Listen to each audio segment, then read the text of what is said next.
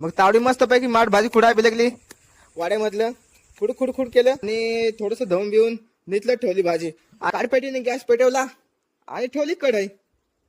त्याच्यामध्ये तेल पण टाकितलं. तेल टाकून झालं मग मिरच्या शिंदायला लागली नाही का. मिरच्या शिंदल्या मध्ये मस्तपैकी भाजी लागणार काय ना.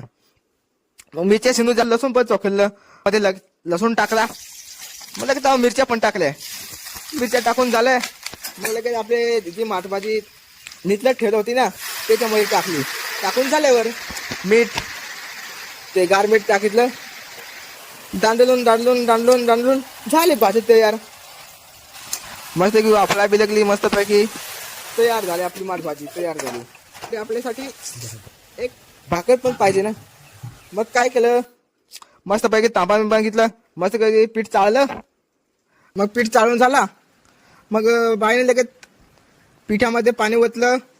मग मस्त पैकी कालवून पीठ कालवून कालवून कालवून कालवून कालवून लगेच उंडा बनवला. उंडा बनवला मग काय जगरीवर थोडा तवा जगरीवर मग फाट्या घेऊन तसे फुकला असतो. मग मस्त पैकी तांबान घेऊन गेली. हातावर गोल गोल गोल गोल गोल गोल उंडा करत होती. पीठ पीठ लावला त्याला थापटून थापटून थापटून बनवले गोल भाकर.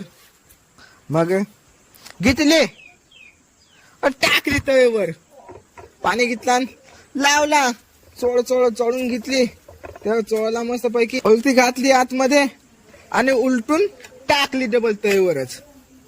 मग तव्यावरच चांगली शेकली थोडीशी. मग आहारीवरती शेकाय टाकली.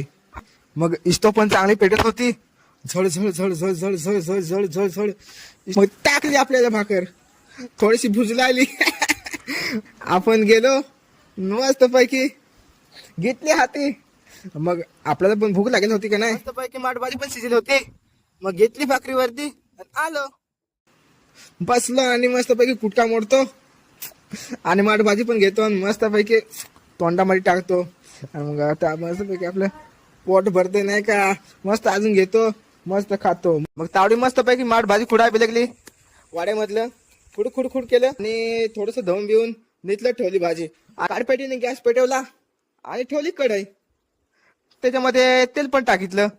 तेल टाकून झालं मग मिरच्या शिंदायला लागली नाही का. मिरच्या शिंदल्या मध्ये मस्तपैकी भाजी लागणार काय ना. मग मिरच्या शिंदून झालं लसूण पण चोखलं मध्ये लसूण टाकला. मग लगेच मिरच्या पण टाकल्या. मिरच्या टाकून झालं मग लगेच आपले जी माठ भाजी नीटलं ठेवलं होती ना त्याच्यामध्ये टाकली. टाकून झाल्यावर मीठ ते गार मीठ टाकितलं.